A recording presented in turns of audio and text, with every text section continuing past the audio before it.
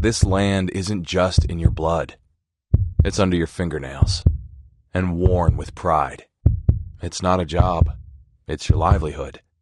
Here, overtime is all the time. But you wouldn't have it any other way. It's written into your DNA. It's what you thrive on. And while farming will never be easy, we can make it better. Introducing the Pioneer 100 series, meaningfully different canola hybrids. It's time for RealAg Radio on Rural Radio Channel 147 on Sirius XM.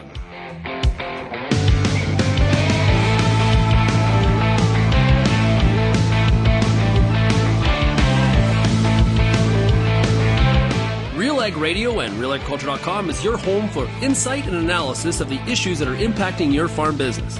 Let's get real and get connected with RealAg Radio.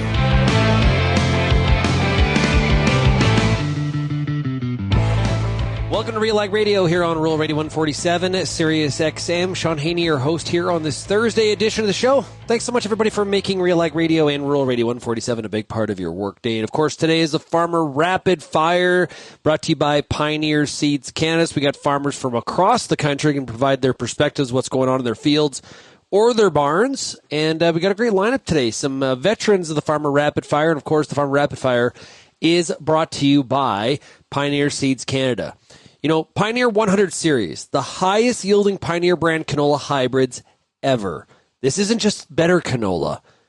People, it's different canola. Contact your local Pioneer sales representative or visit pioneer.com/100 series to learn more. Now, speaking of Pioneer Seeds Canada, we got Chris Robson. He is at a Dover Centre, Ontario. Be joining us today from Pioneer.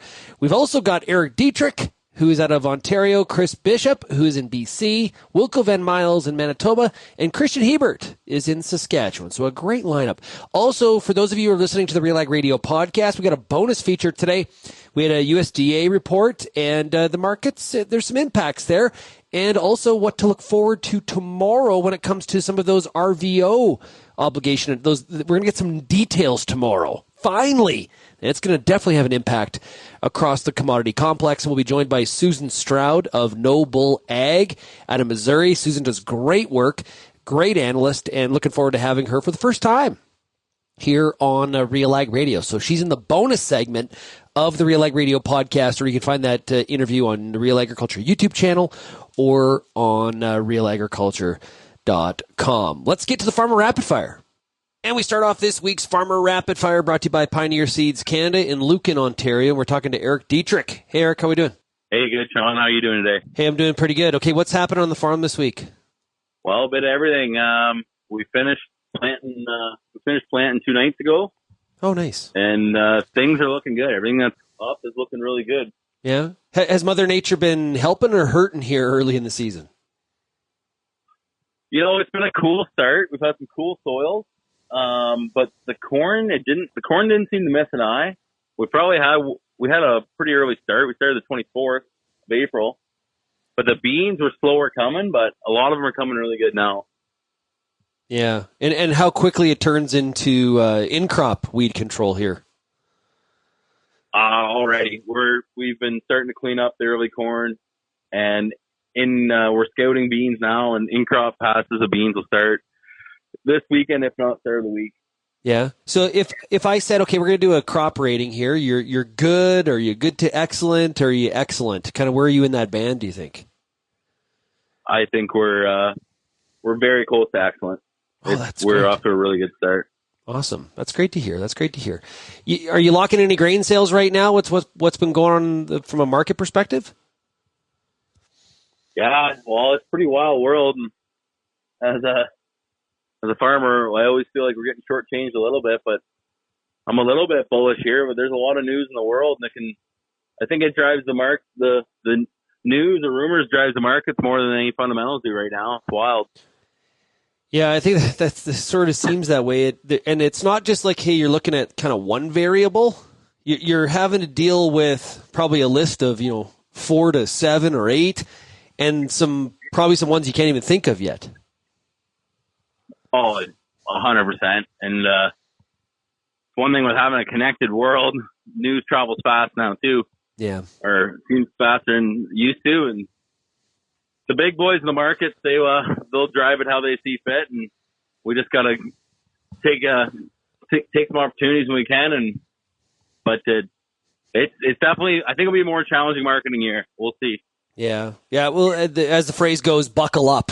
That might be the best way to describe it here. When you look at kind of input costs and some of that market volatility, is any of that impacting your look in terms of how you're going to manage this crop, even though it is off to such a good start? So a lot of fertility and stuff for this season here, we pre-bought, which this year was the right thing to do. It's not the right thing to do every year, but so I think as far as nitrogen and rates on corn and stuff, our sealant crops, the money's all spent on it. Our heading fungicides on, and the soybeans, there's only so much management you can do to them in season. It's basically, do you throw a little bit of foliar in, and is it fungicide or not? Those aren't huge dollar decisions. That'll be probably more of a production-based decision, especially on the soybeans. And but no, I don't think we can change much here. A lot of the money's spent. Do you do like in-season tissue testing on your corn and beans? We do, but I would not say widespread. Like, there's some guys definitely a lot further into it than we are. We work with a local lab a little bit, Honeyland Ag Service. He actually has staff. We do 2 plots with them, and they tissue test throughout the season. And we do a few tissue tests on our own, but I don't do as many as we should, because in the winter you lay it all out. It's like, oh, we're going to tissue test and we're going to walk this every week, and then life just happens, and sprayers got to move and other stuff has to happen. So ain't that the truth? I think you're in. I think you're in with the masses there, Eric. I don't think. Don't feel bad. You are not unique. Best of intentions, and then reality kind of hits on what you're actually able to make happen during the growing season, because it is a super busy time. What I am detecting from you, it sounds like you're you're feeling optimistic here, though. Like there is some caution out there on profitability, but I'm detecting some optimism. Oh, for sure. Well, and a farmer, especially me, I guess I'm always an internal optimist, but no, and even when you mention the inputs and that, you need a crop. It's one thing to have a certain price, but you need to have a crop to sell. Production's hard. Whether the price is $3 corn or $7 corn, you need production to sell. So we always kind of focus on production. We don't just throw the kitchen sink at it, but we're cautious. But you definitely want to grow a good crop, and then marketing comes next. You need a crop to sell. Yeah. If you don't have a crop to sell, I don't care if the market's up or it's down. That's not good. You got to have the inventory to at least have the flexibility in making some of those decisions. So, what else are you working on right now on the farm? I'm sure it's a super busy time. Well, actually, as we're speaking here, we're doing a couple dirt projects. We do have some excavators and rock trailers and stuff, so we're always just doing some farm improvements. We're building a berm here right now against a deep ditch to help manage erosion and that.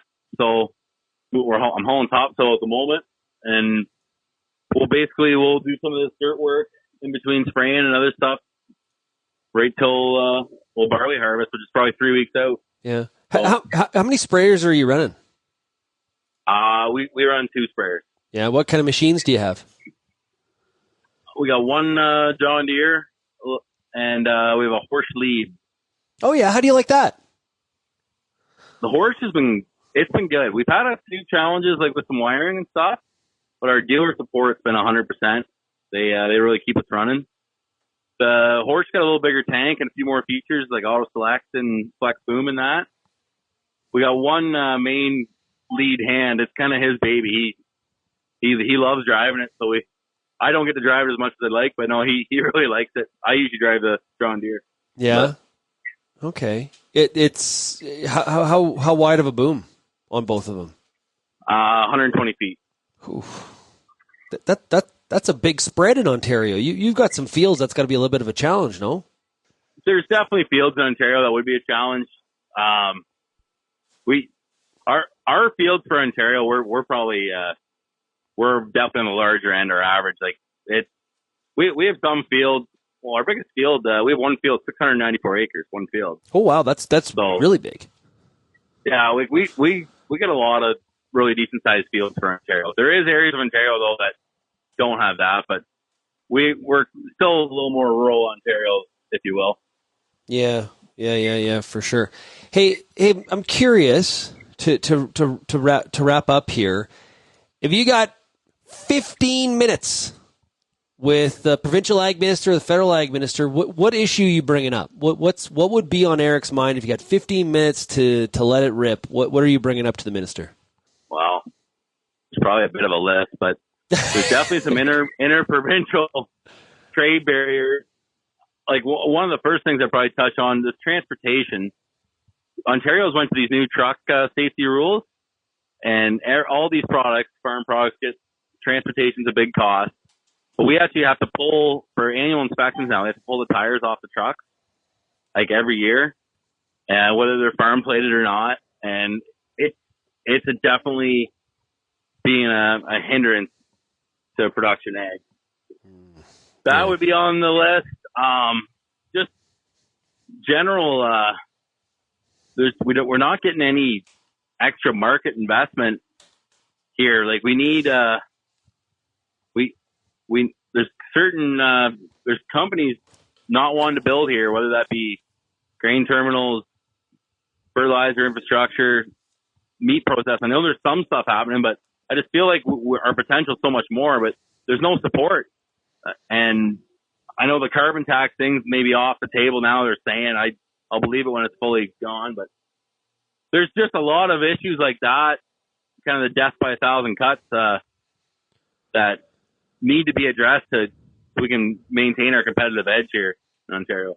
Yeah, well put, Eric. I really appreciate it. Hey, man, all the best to you as you get this in. Now that you got planting done, you get into this in crop, and glad you're off to a great start. We'll chat with you a little bit later. Yeah, thanks for your time, Shaun. Hey, that is Eric Dietrich out of Lucan, Ontario. We've got more of the Farmer Rapid Fire coming up here on Rural Radio 147, brought to you by Pioneer Seeds Canada.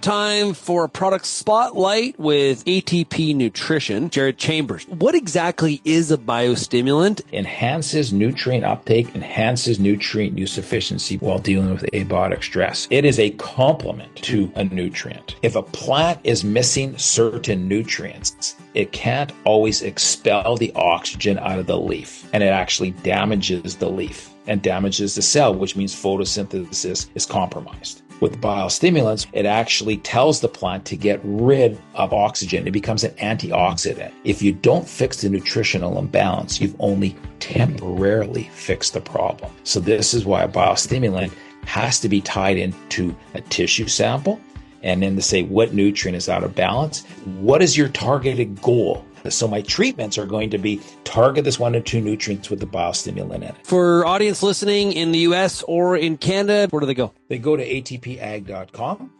Peter Johnson at Wheat Pete, RealAgriculture.com, and what an opportunity! Oh my gosh! You think you can't grow better wheat? You are absolutely wrong. We're going to show you how to strive for those record wheat yields that they get in the UK and in New Zealand. You can grow 150 bushel wheat. I'll show you how. Catch Wheat Pete's Word every Wednesday on RealAgriculture.com or download the podcast on iTunes or Spotify.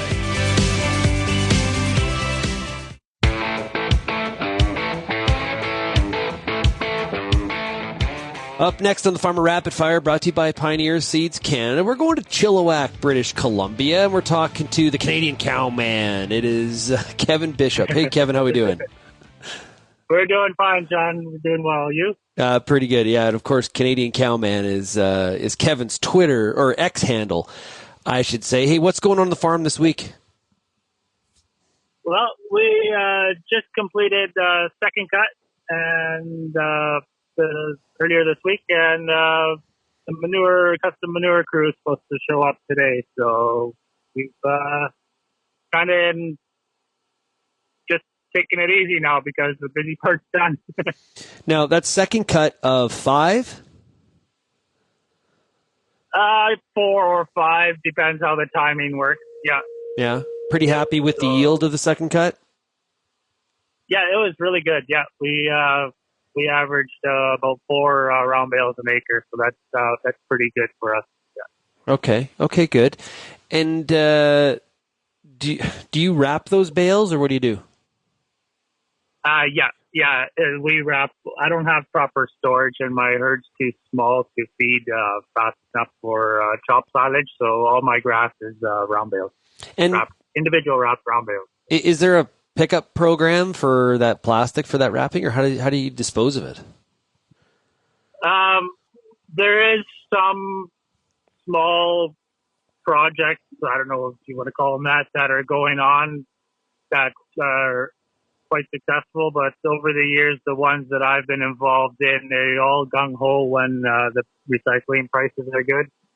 But then the prices drop, and then you can't find the guy to come pick up the plastic, and they disappear on you. So it just usually ends up in the dumpster at our place right now. Yeah. Yeah. Okay. Not ideal, but I catch you. What else is going on inside the barn right now? No, just regular chores, and I just pulled into work. So I work off farm, the regular farm. So we're probably going to get started on some irrigation here and try to get it running. And irrigation, it seems like, this year. So yeah. So for the Chilliwack area, is Mother Nature helping or hurting here in the spring? We've been decently dry since the middle of April. So planting season and first crop silage went very, very smoothly with very little weather delays. And then, but now we're kind of on the borderline of, okay, we need some rain. So the guys that have irrigation have started them this week. So hopefully we catch some rain here in the next couple of weeks. It's going to be a long summer if we don't. Yeah. And what kind of irrigation do you have? Me personally, I don't have irrigation, but my boss, we have 2 traveling reels and diesel pump with a field we have off site. And then at the main farm, we have 2 Rain 360s, the autonomous machines that drive between the corn rows. What's the hardest thing about balancing your off farm job and trying to take care of your own farm responsibilities? Hardest thing, or is it hard? Well, I love it. Like, I love my job and I love my farm, so that's one tick in my favor, right? So it's not a struggle. The hardest part would be finding the energy to do everything. But I'm very fortunate. My boss is extremely flexible. So if I have issues and I show up for work a half hour late, they're perfectly fine. And I also have my semi-retired dad at home, so he's able to look after some things during the day if something needs fixing or some small projects or whatever. He likes to do that. So yeah. So yeah, it's just, you have to be organized and plan ahead. Like, okay, on Saturday I'm going to do this, and actually do it. And if you don't, the next Saturday you have 2 things that need doing, right? So yeah, one thing I've always appreciated for people that have off-farm income and are, the weekends aren't a traditional weekend, right? And there's a lot of full-time farmers that's weekend is sort of an obscure object as well. But for you, yeah. It puts a lot of pressure on Saturdays and Sundays. Yeah, for sure. And like, I try to do most of the stuff during the week, like, and I'm a small farm and I don't have a lot of money, so it doesn't lend itself to doing weird and crazy things. It's like, keep it simple, stupid, and just get the job done, right? So it's just mostly chores and keeping things maintained.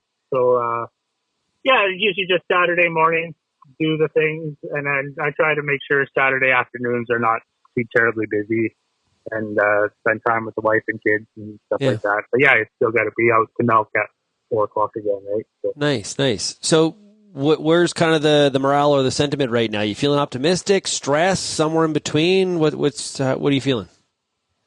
I'm pretty optimistic. Well, you probably know we've got a big milk plant getting built in the area. So we got a lot of quota supposedly coming our way in the next 3 to 5 years. So that's a big light at the end of the tunnel.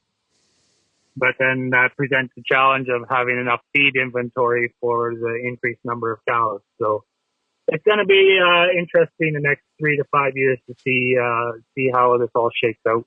And for that increased quota, because of that plant being built, how is that allocated? You got to buy it in the open market? Is it draw, or is it an auction system? How does that work? So what we call the Western Milk Pool in the dairy industry is BC, Alberta, Saskatchewan, and Manitoba. So we all work collaboratively together.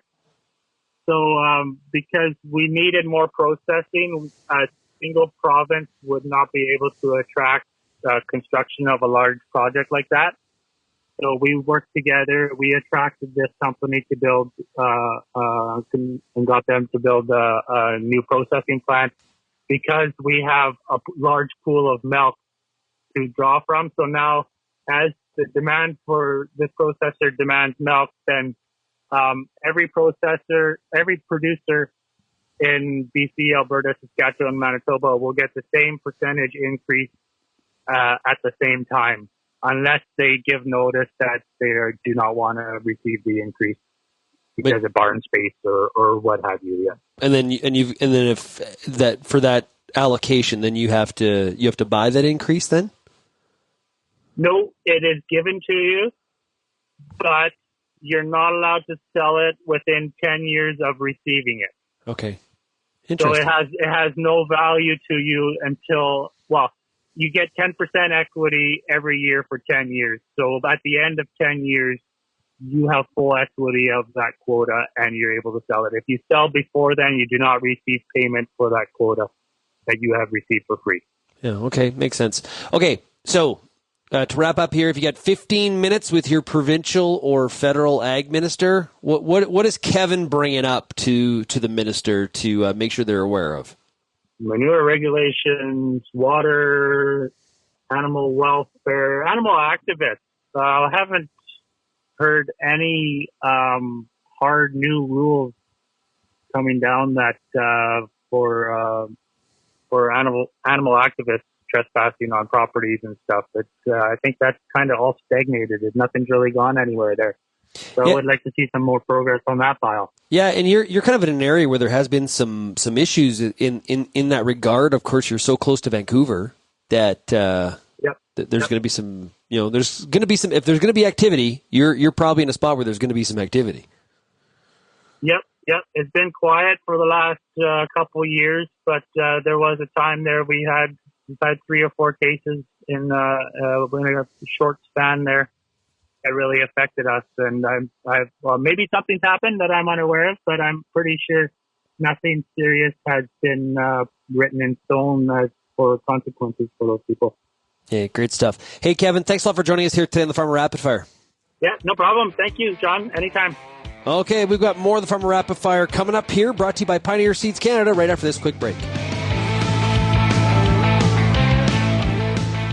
Hi, I'm Bernard Tobin, host of the Soybean School on RealAgriculture.com. Throughout the year, on the Soybean School, we'll bring you timely agronomic video content from planting to harvest, from the latest agronomic research to the latest in production technology. Check out our massive video library on YouTube, RealAgriculture.com, or download the audio podcast versions wherever you get your podcasts.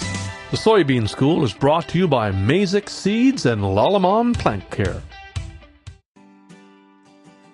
We're joined right now by Greg Stewart, who is Syngenta Canada's biological field specialist. Okay, Greg, today we're going to talk about 4-yield drive.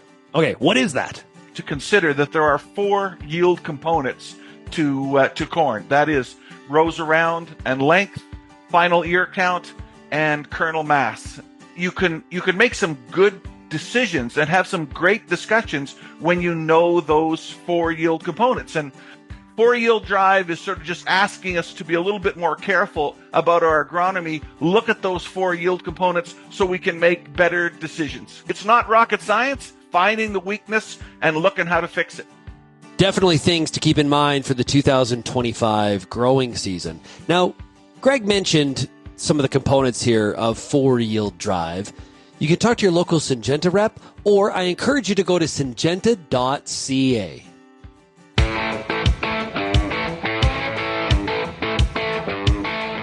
Okay, next on the Farmer Rapid Fire, brought to you by Pioneer Seeds Canada. Let's go to Rapid City, Manitoba. We're talking to Wilco Van Meijl. Hey, Wilco, how are we doing?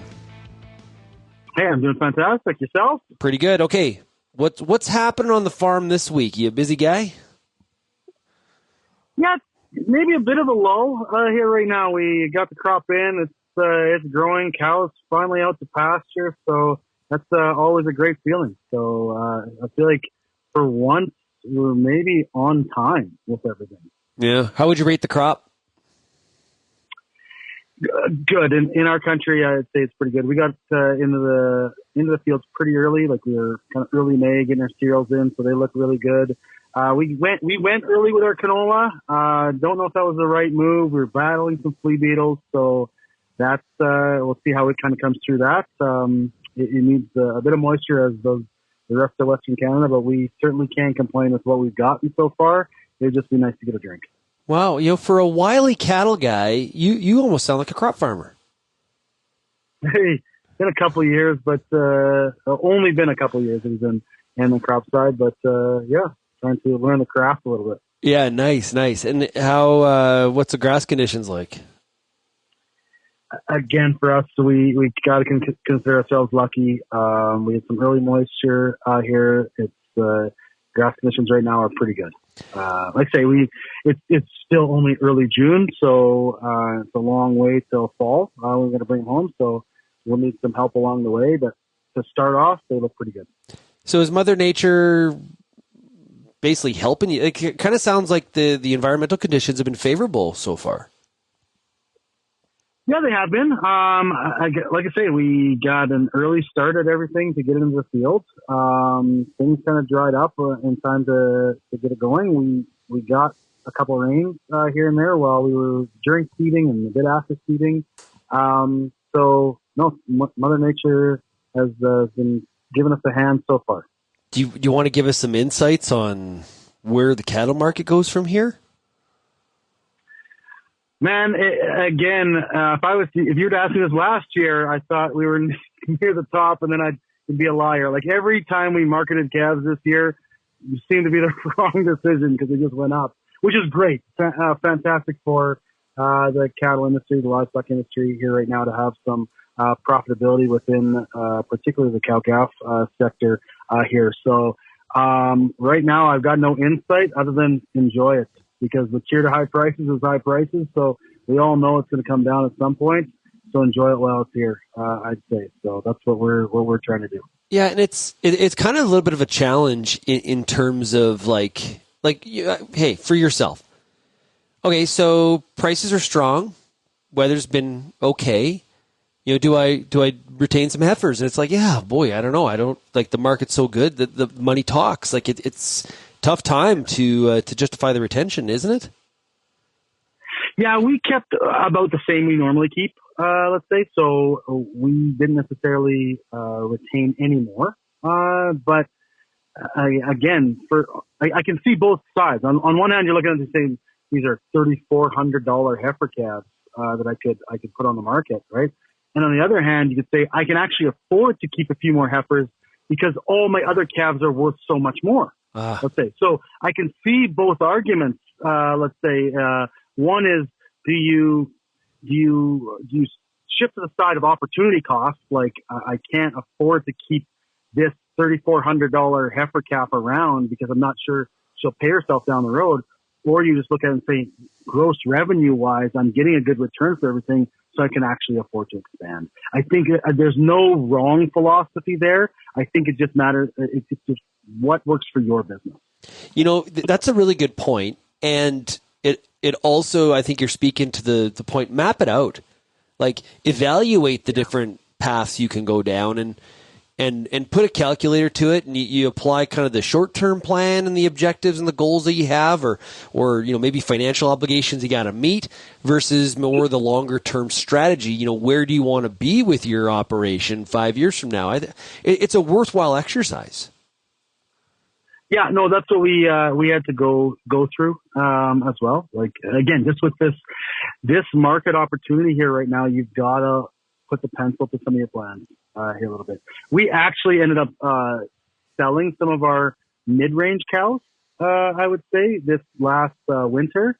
We'd actually retained a few more heifers the year before, and so we could afford to do that from a number standpoint. But we just looked at it and said, are we irresponsible to not look at capitalizing on this market a little bit with some of our cow herd and, drive down some of our debt and that kind of stuff, because the market's affording us to do that. So we actually made the decision to sell a chunk of our cows. We kind of replaced them with some of the heifers that we've had and put it back into our business. Yeah. Are you thinking about with this crop of cattle? Are you thinking about feeding some out? Yeah, historically we've done that. Like, we've backgrounded all our calves to about January, February time, and so we're weighing out those options here right now. We're actually looking to hopefully forward market them right away. I've been seeing some stuff on some of the online sales where folks are putting calves out for like a December, January, February delivery. Let's say, for backgrounded calves. We think we might try that. We might dip our toes in that marketing opportunity and see if there's any appetite to buy calves out that far. So if there are, and we feel like we can get paid to background them, we'll do that. If the appetite isn't there, again, we're seeing lots of folks on online auctions forward selling November, December, October delivery calves.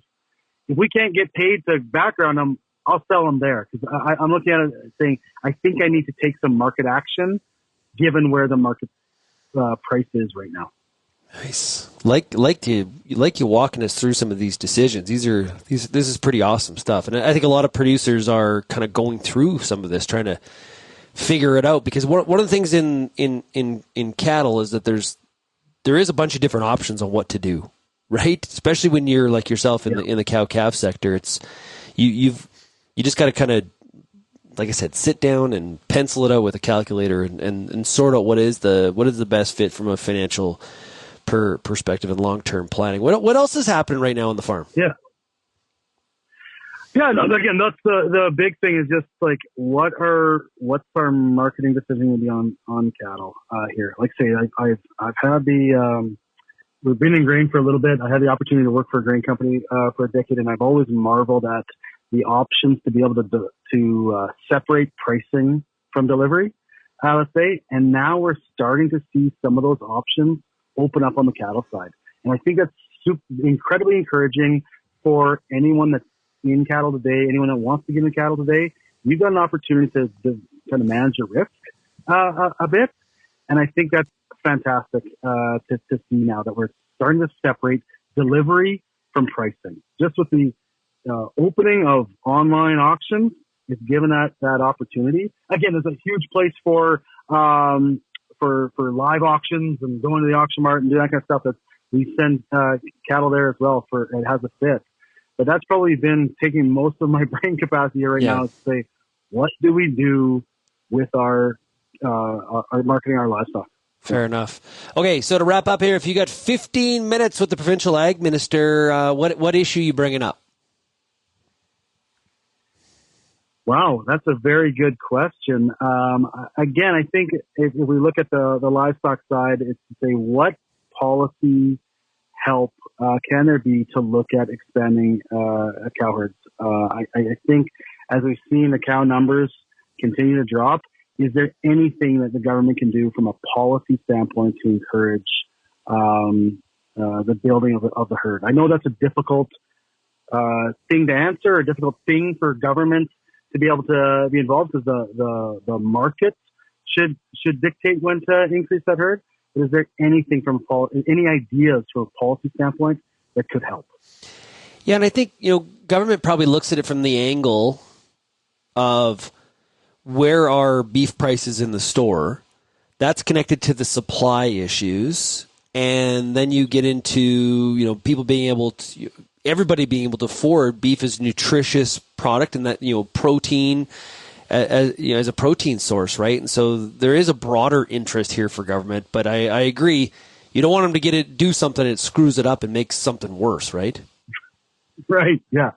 Yeah. Don't need that. Yeah, exactly. Again, I'm looking to me, if I had their ear, I'd be interested in just their ideas. Like I'm a big throw stuff on a whiteboard. Like I love ideating with people. Mm-hmm. And so it's not about like, give me the policy. It's saying, what could it be? Let's brainstorm on some stuff. Let's go with the pros and cons on things. So that's what I would use my time for. Great stuff. Hey, Wilco, really appreciate you joining us here today on the Farmer Rapid Fire. Hey, thanks for having me. It's a pleasure. Hey, awesome stuff. That's Wilco Van Meijl of Rapid City, Manitoba. We'll be back with more of the Farmer Rapid Fire, brought to you by Pioneer Seeds Canada, right after this.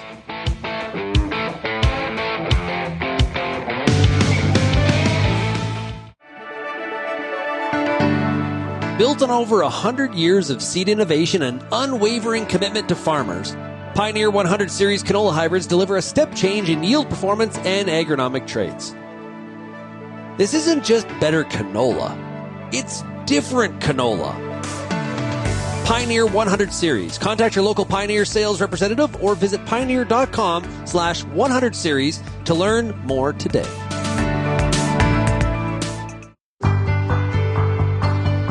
It's summertime, and you've got a lot of important decisions to make when it comes to your corn crop. Let the Corn School on RealAgriculture.com help guide you through those big decisions with input from leading experts in the field. If it's spray timing, disease identification, or any other field issue, the Corn School's got you covered. The Corn School on RealAgriculture.com, brought to you by BASF and Pride Seeds.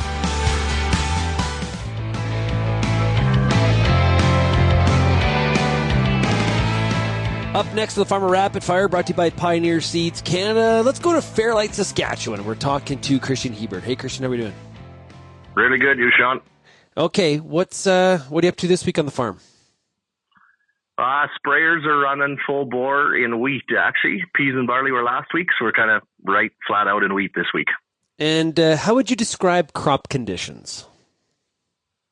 I kind of hate to even talk about it, to be honest. So, as usual, we tend to be a little wetter than most, so our crops currently look really good. Fall rye actually even has a bit of a tilt to it. Peas and barley and wheat all look good. Canola's coming kind of in full rows, looks good now too. But if anything, we got 4 to 5 inches of rain in season when we were trying to seed, so a little bit of crusting and crops had to go through some pretty deep soils in the odd spot. So are you in one of those areas where if the rest of Saskatchewan is more on the drier side, you might be getting the right amount, but if the rest of Saskatchewan, say, was above average and more wet, you would be really wet? Yeah, I'd be uncomfortable to explain how many $1,000 toe chains I own in most years. So, I mean, I'm early 40s, so let's say I've kind of been 20 plus crops, and really we've only had one where I can look you in the face and say I was significantly affected by a shortage of rain, and that was 3-4 years ago. Yeah, you mentioned the winter rye. What do you plan to do with that?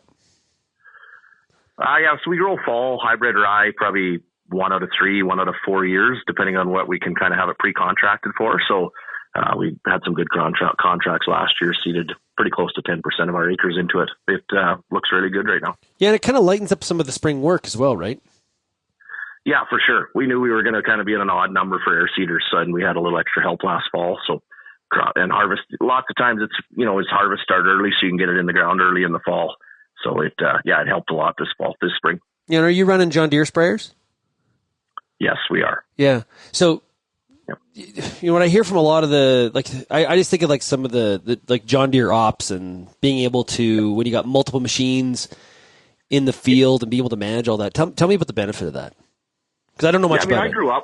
I grew up with, John Deere tractors, roll gator sprayers and yellow or green 9600s until they didn't make a big enough conventional. We went to yellow ones. So I was pretty colorblind, but as we got more people and John Deere's tech got better, we've kind of converted all to Deere. So yeah, I mean, our work orders, our field boundaries, everything is in my John Deere. I can check my phone, see everywhere they've drove since midnight, how many acres they've done, what, we make sure our tank mixes are all in there right, because that automatically integrates kind of into my computer and into Harvest Profit for our field by field kind of live cost of production. So we can plan our weeks. So I know they sprayed just over 4,000 acres, of wheat yesterday, and we got 12,000 in total. Literally, it kind of lets us plan out on whether or not the weekend crew is going to have to be ready or not. It can be that advantageous. Yeah, obviously it allows you to track what's been done, but logistically, a lot of farming is logistics. There's growing the crops and raising the livestock, but just so much of this game is logistics, especially as the farm gets bigger. Yeah, I always say that, like, a lot of time your management team's job is just balancing perfection and logistics. Like that is your whole job, right? Is that you're trying to farm every acre as good as the first acre. But nobody's perfect. But the better you are at logistics, the closer to perfect you can be when it comes to humans, your equipment and your utilization of capital. Yeah. In terms of managing margin and things like that right now, are you making some grain sales right now, sitting on the sidelines, waiting to see how this works out? What's your thoughts on these markets? Yeah, we like on old crop, we were fairly sold quite some time ago at decent prices. We got a little bit of stuff left in the bins that we've been doing here, picking away at. I mean, I'm pretty bullish canola, specifically old crop. I think it's super tight, so I'm actually long. I'm fairly long canola, July canola on my computer right now. I've started doing some wheat sales. I don't have a good read on new crop canola personally. I think I want to be bullish, and then the tariffs jump on the other side of the teeter-totter and make me realize that supply and demand isn't everything in today's world. Yeah, we're going to get some announcements on 45Z this week as well, which that may be a bit of a boost for canola, depending on what that looks like. Yep. But yeah, it could be a huge boost, right? And that's the thing, is the volatility. I mean, how long have you and I talked that policy was a huge risk in agriculture? And just this last 12 months, it's really kind of even more than typically shown the volatility in markets, whether it be Chinese EV tariffs, which everybody, of course, just wants gone because canola should pop. But at the same time, if we get rid of EV tariffs, what does Trump put in that could hurt us on the other side, right? It's just a teeter-totter of political nightmares right now when it comes to the commodity market. Yeah, but so all of that is very true. And the key to that is finding the clarity, right? Piercing through all the noise and sorting out, okay, what am I in control of and what do I need to do to manage and benefit my business financially? Well, I mean, I think the thing is right now you can still sell canola at some super profitable prices on most people's break even. And so you can run hypotheticals on should it be $1 higher if we didn't have the tariffs. But I haven't seen a lot of people go broke making money. So we do need to realize that we don't need to drink coffee a whole bunch and decide where canola should be. Sometimes you got to make the decision on where it is. How profitable are you? And if you continue to be profitable, it's pretty easy to farm next year. So one of the things I want to ask, I have been asking all of the farmers across Canada this week is, and I know this one is very close to your heart, okay? So if you had 15 minutes with the provincial or federal ag minister, what are you bringing up first? What's the passion project? One is natural resource infrastructure, and two is the tanker ban. Okay, explain. So I think personally, and I go more to the Prime Minister, I think I think he's a smart human, and I think he has a history of being able to or wanting to invest in large multi-billion-dollar infrastructure projects. And so we need to maybe forget about a few of the things we all disagree on, and let's focus on a few things that work. I've actually kind of been joking. How do we work with the current government to maybe have some of the good things that happened in the Divine government back in the day, where you look at what Nutrien and Cameco are today, if people read up on it. And that, so what is the infrastructure? Obviously, we all talk about port, we all talk about rail, and it's my belief that if the tanker ban was gone, we could see significant investment in Rupert, which might be a little bit easier than some of the issues we have to deal with in Vancouver.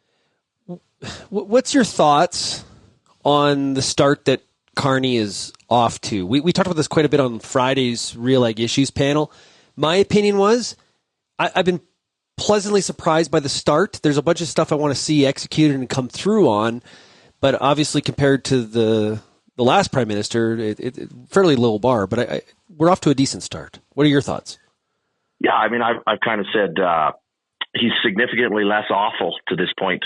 I can't say I'm super excited yet, just like you. Like I was pleasantly surprised with some of the people he moved out of the key cabinet spots, but still, disappointed with a few of the people he put in.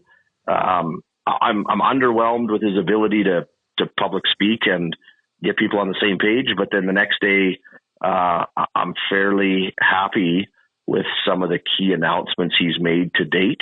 I think the real thing's going to be, while they're working through the current things they're working on right now, right? They're going to announce the tax cut and that kind of stuff. The medium-term planning is taking place. So the real key part's going to be Oknav Dees when these medium-term plans come out.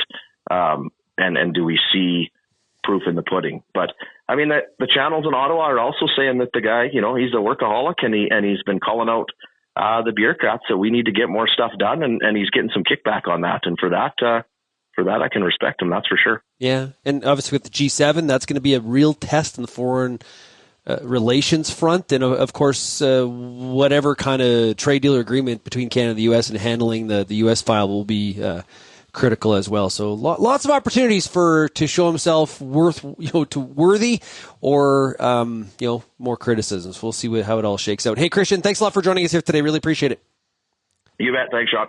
Awesome stuff. That's Kristjan Hebert out of Saskatchewan. We'll be back with more of the Farmer Rapid Fire here on RealAg Radio, brought to you today by Pioneer Seeds Canada.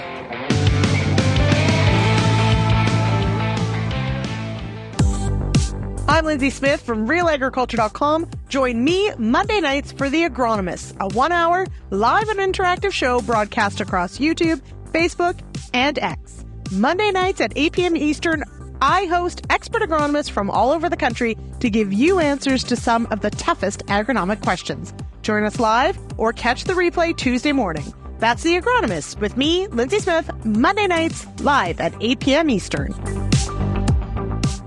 How's your seed quality? What should you treat with? What about herbicide carryover and environmental concerns? Spring is here, and you've got a lot of things to think about in regards to your pulse crop. The Pulse School on Real Agriculture has information and advice for all these questions and more to help you navigate this season. Brought to you by BASF.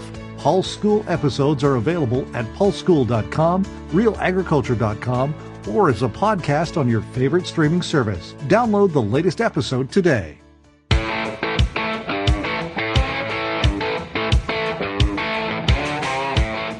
Welcome back to Real Ag Radio here on Rural Radio, Channel 147, Sirius XM. It is the Farmer Rapid Fire, and joining me now is Chris Robson. He's a sales agronomist in the Essex-Kent area. I got to tell you, it has been a challenging spring here in Ontario, and I can only imagine, Chris, what it's like down in your neck of the woods. So what are your farmers facing in your area? We were, kind of talking prior to the interview, but it's almost a tale of two cities. We've got some stuff that's off to an excellent start. Some corn that's 6-8 leaf and moving right along, and soybeans were planted, in some cases in April. Growers are planting soybeans, ahead of corn. So we've got some fields that are off to a great start.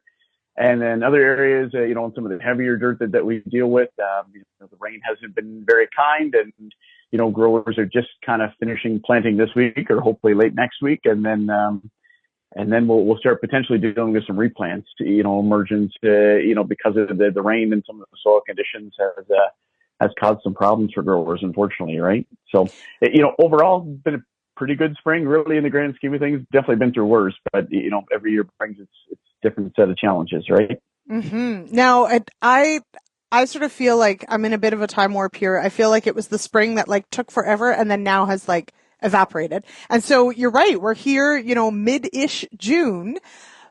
What are the main reasons for some of the replants? Is it that a crust, or was it just, could not break through? What happened to some of these replant fields? Bit of both. In some cases with some of the early beans we had, growers are planting to moisture, whereas hindsight we should have went a little bit shallower. Those are fairly minor kind of thing, right? Hard to say at the time what the right call was. Do you plant to moisture or do you wait? But at hindsight we should have waited. The majority of the heavier dirt has been just trying to get that ground underneath to dry out in a lot of cases, right? So we were pushing planting a little bit in some cases. And then we caught some unexpected rain. So instead of, getting like a tenth or two, like they were talking, we got 2 inches. So it hasn't been so much crusting, but just, really compaction, heavy rains, trying to get those beans out. They're staying in the ground longer. So we were colder, obviously, a bit earlier on. So things like Rhizoctonia pythium, some of the wet rots are really starting to hit them, dampening off. And then lots of bug calls this year too. So corn seed maggot's been a big one. Seeing more of that. The normal grubs for some of the stuff that did get up. A lot of the no-till fields dealing with some grubs, and then to deal with a little bit of light dirt, but black cutworm by times too. But a lot of it just heavy, wet dirt that didn't plant maybe 100%, and then unfortunately received some heavy rains, and the beans just aren't going to make it. Mm-hmm. Now, I'm glad you brought up the insect question because, of course, I think when plants are struggling to emerge, if you've got that insect pressure, it can be really devastating when you've already got perhaps a weakened crop or a thin stand. That's a tough call. Another of the tough calls, of course, to make is that spraying pass and the weed control pass. When weather isn't working in your favor, the spray pass can be one of those challenging ones. So where are farmers at sort of on making the call there? Yeah, so in some cases we've had a lot of calls because of late. We had the choice: do I plant or do I spray, kind of thing, right? So in a lot of cases they planted, which is a good thing, right? And then some of the ground that was in, wind has been the other concern. So there hasn't been I'd say a lot of great spray days either. So even if you had the crop in and it's been in good shape, they haven't had a lot of chances to get back in where it's been safe. We deal in an area where there's a lot of like vegetable crops and sensitive things in the area too. So growers have to be kind of ultra cautious by the time. So it does create some extra things to certainly think about, right? But the good areas for the most part, growers got a good pre-emerge on corn, but some of that stuff was planted mid to late April. Like it's been in the ground 6 to 8 weeks, and those rows haven't exactly closed in. So now we're getting a lot of late calls. Thistles has been a big one, dandelions, some fleabane. We have giant ragweed down here, which always kind of comes in late. So trying to help growers work through that. The good news is, in general, that there's some pretty good options that we can use, off 8 leaf to kind of get ahead of some of those things. But soybeans is probably the harder one, right? So if they didn't get that good residual kind of program down early, unfortunately our in-crop options are a little bit limited. So here we deal with, we've got glyphosate-resistant Canada fleabane. We've got glyphosate-resistant giant ragweed, and water hemp is definitely in the area. It's not everywhere or widespread, but it's definitely something that the growers need to kind of consider if they're, when making their herbicide selection. So a lot of the talk has been, hey, I planted my beans, they're up. I did not get a residual program down, so what are my options, right? And then a lot of that comes back to asking questions, what weeds you're dealing with, what history, rotation, because I mentioned veggie crops and different things becomes a big question too. So it does limit some of our options in a few cases. Mm-hmm. Now, you coming back to that question of replants, we are still ahead of the shortest day of the year, but it is rapidly approaching. What goes into the discussion of, what you replant as far as maturity dates and those sorts of things? What goes into that equation?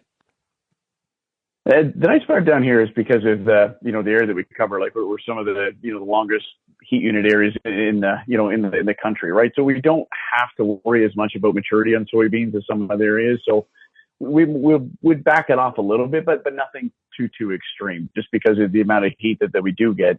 The bigger question in a lot of cases is just trying to help them evaluate the stand. So there's all kinds of data out there. There's a ton of nuance that goes into replant situations. I'm a big believer if we can make the first stand work, that should be our goal, kind of thing, right? If that's going to get us through the season, then we can avoid the replant. In most cases, that's going to result in a better crop than coming back into replant. But the hard part is, you can have situations where 90,000 plants per acre in soybeans is going to fit, the bill quite well.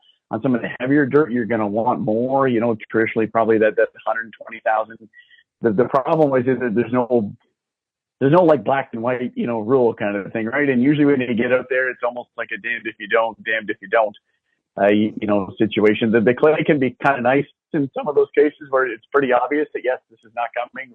We're going to replant. The harder part becomes where you have spots in the field that are 60, 70,000 that would warrant a replant, but then you've got other spots in the field that are 140, 160,000 and definitely don't, warrant a replant. So then you start thinking about, soil type, date. So the later we get, the less growing time. We have, variety, which one we have. Is it branching variety? Are they planting wider rows or narrow rows?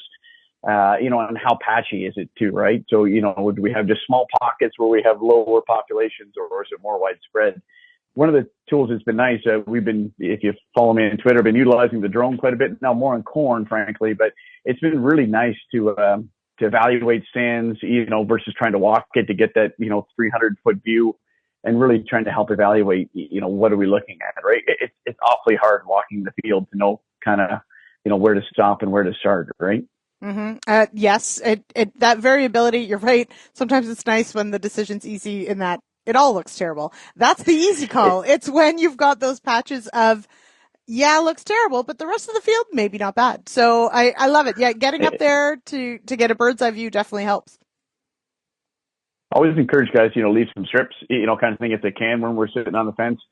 99 times out of 100 that they don't, they don't want to know kind of either way, which sometimes can be frustrating, but in most cases, we do try and work with the farmer, right? Because I'm a big believer that there's the data and the science, but ultimately, as a farmer, there's a lot of emotion involved, right? And I do find, as long as growers are being reasonable, we'll support them on a replant, right? Because I think if you invested all the time and money in the crop, it's nice to know that you tried and did something versus maybe regretting that decision at the end of the season, right? That is Chris Robson of Pioneer Seeds Canada out of Essex, Ontario. Now, if you have any feedback on today's show, we'd love to hear from you. Send me an email, shaney@realagriculture.com, or call the Real Ag feedback line, 855-776-6147. Remember, Pioneer 100 Series canola, the highest yielding Pioneer brand canola hybrids ever. This isn't just better canola, it's different canola. Contact your local Pioneer sales representative or visit pioneer.com/100 series to learn more. For those of you listening to the Real Ag Radio podcast, stay tuned, stay on here to listen to Susan Stroud's Real Ag Markets Update. She's from Noble Ag. And for everybody else listening on Rural Radio 147, thanks so much for getting real and getting connected with Real Ag Radio. Chat again tomorrow. Cheers, everybody. Okay, let's find out what are some of the impacts and results and findings from the USDA report. Today, we're joined right now by Susan Stroud. She is the founder and CEO of Noble Ag, based out of St. Louis, Missouri. Hey, Susan, how are we doing? Good. How are you? Oh, well, I'm doing pretty good. Okay, we had the USDA report out this morning. I guess what stuck out the most to you? Well, for starters, I think today the market's main focus has really been on continued rumors of the RVO potentially coming out, so mandated volume requirements for the renewable standard for 26 and 27.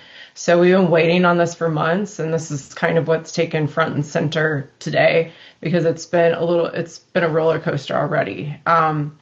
But to get back to your original question, somewhat of a ho-hum report. I mean, June, normally we don't see really many changes, and that was definitely true today. The market was expecting an increase in corn exports for old crop for the U.S., and we did get that today. We got a 50 million bushel bump, and so that reduced old crop ending stocks by 50 to 1.365 billion, which was within the realm of expectations, hence why the corn market's really not doing much of anything. And really that was the only change that reduction in old crop ending stocks flowed into new crop beginning stocks. And so it reduced new crop ending stocks by the same. And then we didn't see any domestic changes here for the U.S. as far as beans go. Old crop beans, though, today, market's quite a bit weaker. We're down 9 right now.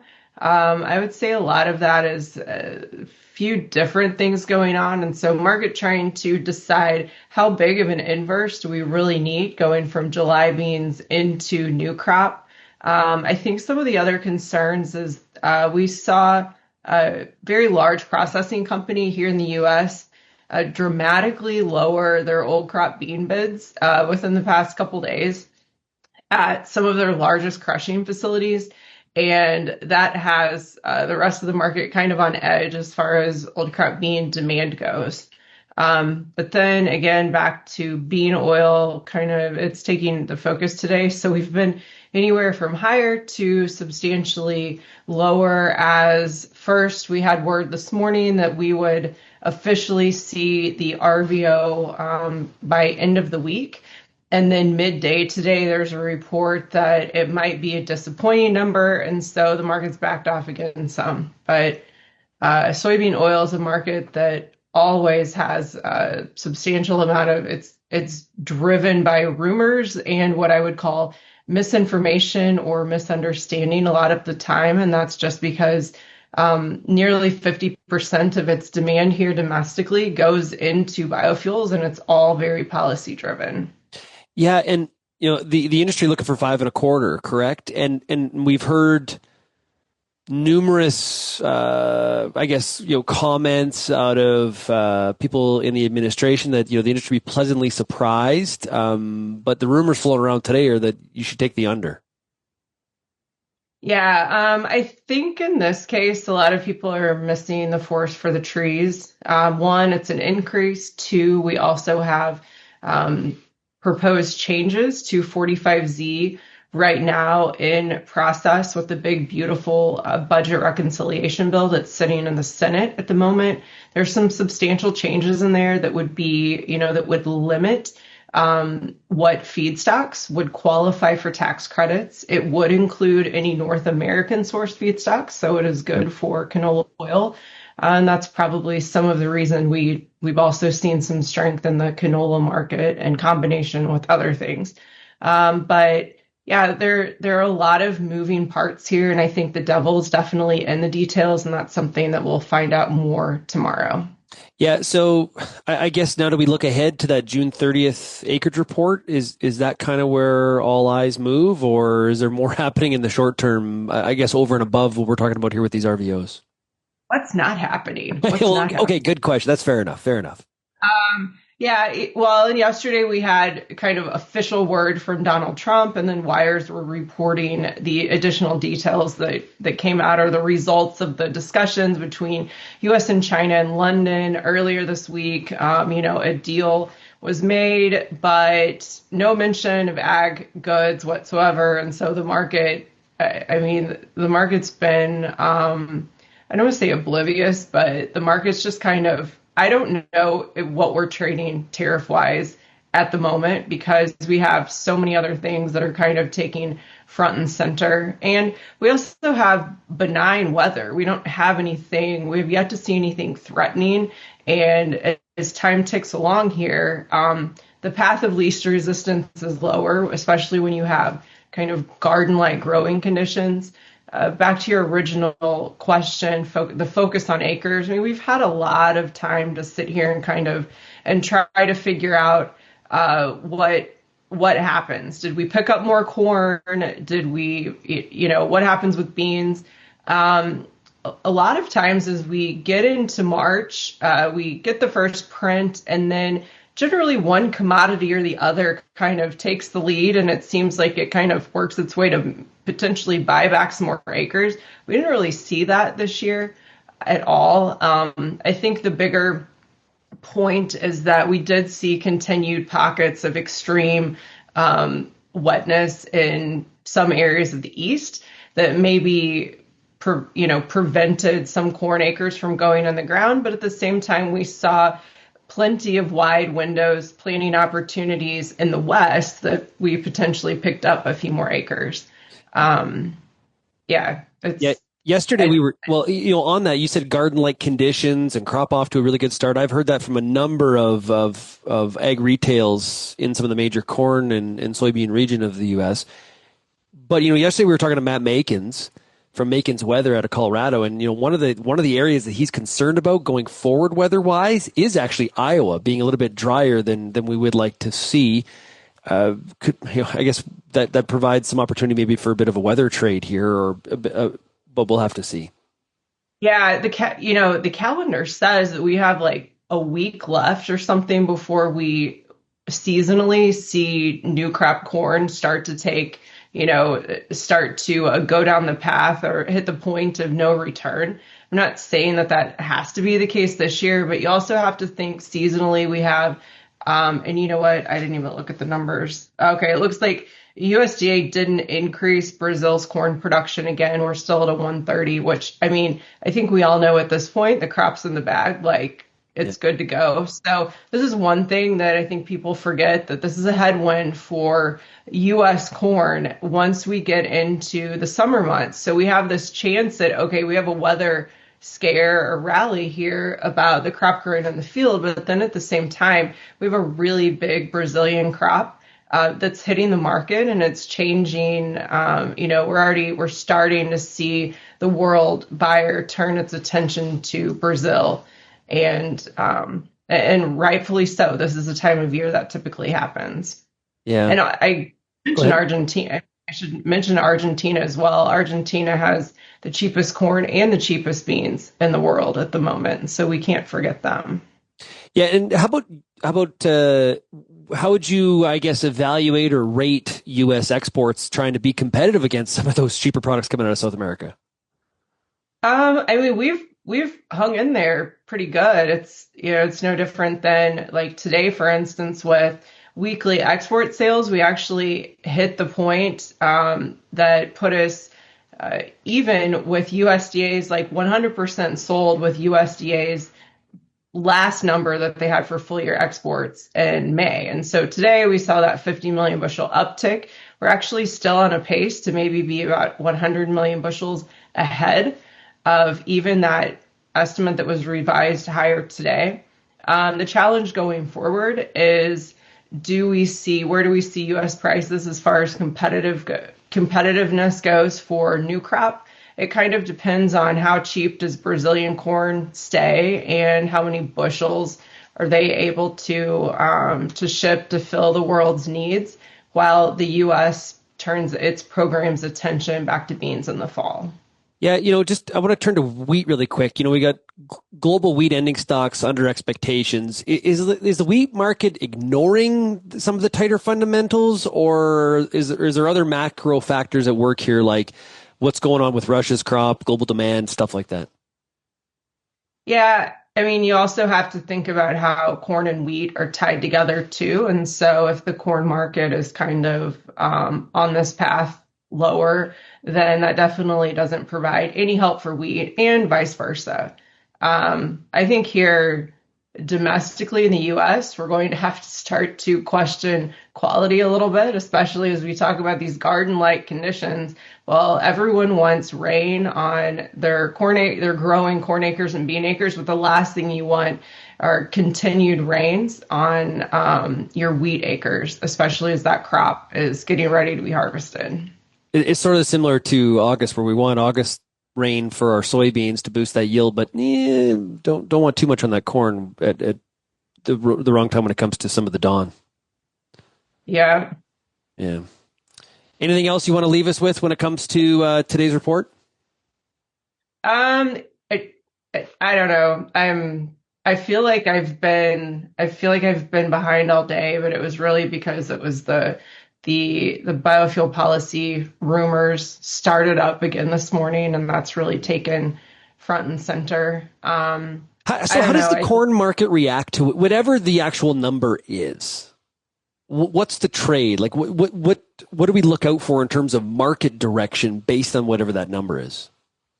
Bean oil is the most sensitive, and so corn never has a reaction whatsoever to anything that would be renewable fuel standard related. And it goes back to the structure of the renewable fuel standard and how RINs are structured. Soybean oil by default is much more sensitive to anything that is policy related. And again, this is a lot of this. It's just the bean market in general is super sensitive because we're seeing we saw such tremendous crushing capacity expansion, and we're still in the middle of that. We're about halfway through the total build out that we should see that should end by about 2027. But we're really sensitive because those increases in margins, all of that came from the increase in the value of soybean oil. And so it leaves the complex very susceptible to any changes in policy that potentially impact that biofuel demand. Now, like today, we didn't see any changes on soybean oil ending stocks for the U.S. for old crop, but that's because we're simply moving demand from one pocket to the other. And so we took biofuel demand down a notch today, and we moved that same amount of demand over to an increase in exports. At the end of the day, we're still in a situation where I don't think there's any way that we will see USDA's current print on soybean oil demand for this marketing year actually come to fruition. The number is still too high, but I think going forward, it's going to be very important to keep watching that, especially as we see hopefully tomorrow the RVO for 26 and 27 finally released, and then the market will have the ability to adjust and kind of get a better grip on things going forward, with the wild card still being changes to 45Z that potentially affect not only the carbon intensity score of virgin vegetable oils, so canola oil and soybean oil, huge changes there that affect the tax credit that both of them would be able to receive under that program. And also another big piece of it is potentially limiting the feedstocks that would qualify for tax credits or for the production of those fuels, limiting those to North American origin only. That's a really big deal, especially as we see tallow imports, for instance, continue to be at near record levels. Yeah, and that obviously that UCO as well. Hey, Susan, you do great work. How, if somebody wants to find out more about some of your offerings, you put out a great newsletter. How do they find you? NobleAg.com. Or you can find me on X at Susan Noble. Great stuff. That is Susan Stroud, Noble Ag out of Missouri. Susan, thanks so much for joining us. Thanks for having me. I appreciate it.